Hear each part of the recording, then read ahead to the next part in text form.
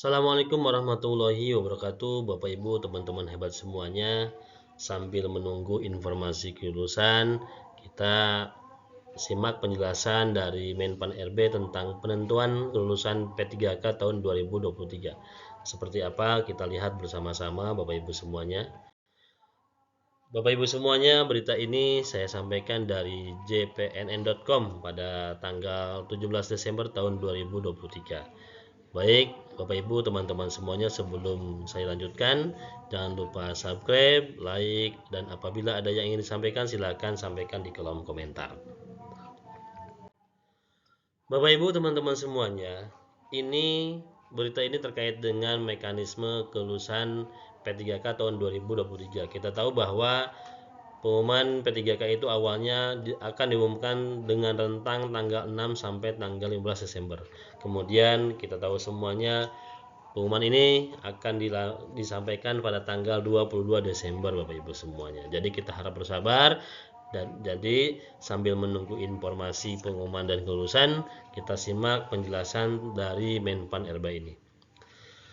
Baik Bapak Ibu semuanya, Pak Menpan RB Azwar Anas sudah mengeluarkan aturannya pada tanggal 13 Desember untuk pengolahan hasil akhir seleksi P3K tahun 2023, kata Deputi Suharmen kepada jpnn.com pada hari Minggu tanggal 17 bulan Desember.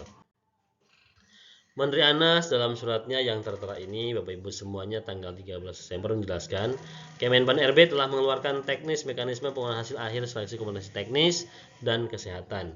Begitu juga untuk seleksi P3K guru pada instansi daerah tahun anggaran 2023. Adapun dasarnya, berdasarkan pada pengadaan pegawai pemerintah dengan perjanjian kerja tahun anggaran 2023 yang pada saat ini sedang dalam tahapan pengolahan hasil akhir seleksi.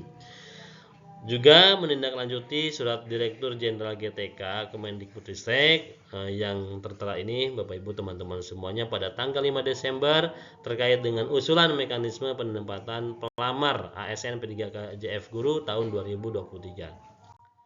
Berikut ini penjelasan teknis mekanisme pengolahan hasil akhir seleksi P3K tahun 2023, yaitu yang pertama, secara umum, mekanisme pengolahan hasil akhir seleksi kompetensi didasarkan pada Peraturan Menpan RB nomor 14 tahun 2023 tentang pengadaan pegawai pemerintah dengan perjanjian kerja untuk jabatan fungsional pada paragraf 6 tentang pengolahan hasil akhir seleksi kompetensi.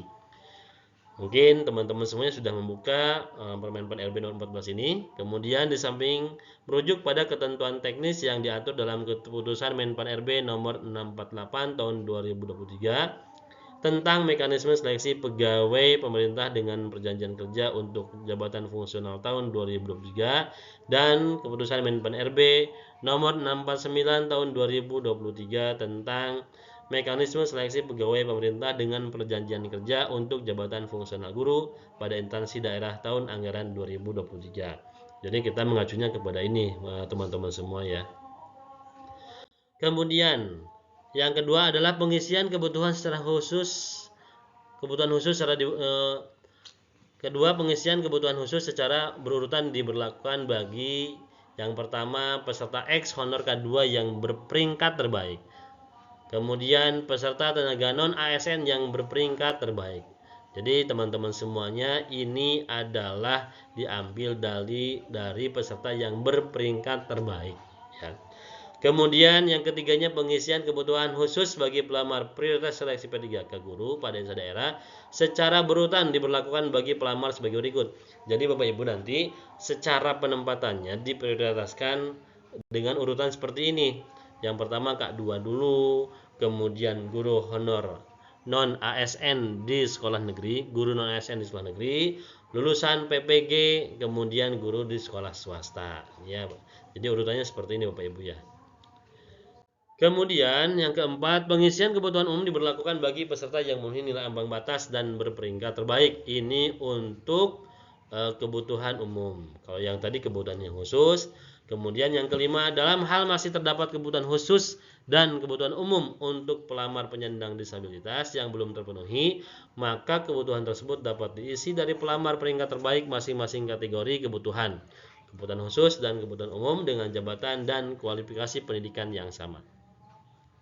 Yang keenam, dalam hal masih terdapat kebutuhan umum yang belum terpenuhi setelah diberlakukan ketentuan pada angka 5, maka kebutuhan tersebut diisi oleh peserta pada kebutuhan khusus yang telah memenuhi nilai ambang batas dan berperingkat terbaik dengan jabatan dan kualifikasi pendidikan yang sama.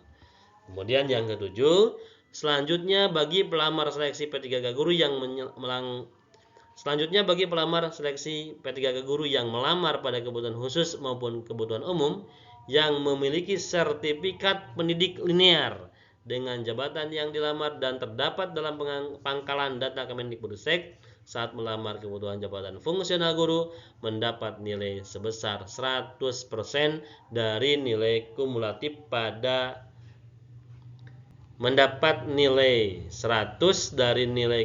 paling tinggi kompetensi teknis. Nah, ini teman-teman semuanya, jadi Serdikpun masuk Bapak Ibu ya, yang penting linear pada saat teman-teman semuanya melakukan pendaftaran.